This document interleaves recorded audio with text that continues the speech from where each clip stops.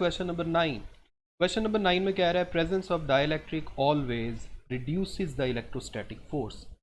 हम जानते हैं कि जब दो चार्जेस के दरमियान जो डाइलेक्ट्रिक मीडियम है उसको रख दिया जाता है, अगर वो हवा ना हो, हवा है फिर तो कोई फ़र्क नहीं पड़ता, लेकिन अगर हवा नहीं है, कोई दूसरा डाइलेक्ट्रिक मीडियम है, तो फिर हमेशा कूलम फोर्स में कमी आती है। If medium between the charges is not free space then electrostatic force will decrease. ये बिल्कुल ऊपर वाला क्वेश्चन है, सेम है। देखिए यहाँ मेंशन भी किया गया, ये लाहौर बोर्ड में आया हुआ है। Question number 11। Two charges 1 microcoulomb and 5 microcoulomb separated by 20 centimeter. The ratio of electrical forces acting on them will be।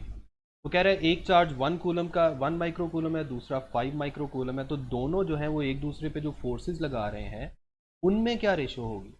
Simple सी बात है, मैंने आपको बताया था कि जो कूलम फोर्स है ये म्यूचुअल फोर्स होती है, क्योंकि हम जानते हैं फोर्स के फार्मूला में दोनों चार्जेस मल्टीप्लाई होते हैं। तो एक चार्ज छोटा है दूसरा बड़ा है, इससे कोई फ़र्क नहीं पड़ता।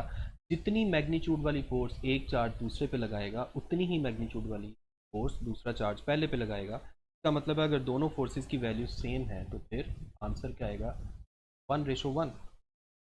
The electrostatic force between two charges is 42 Newton if we place a dielectric of 2.1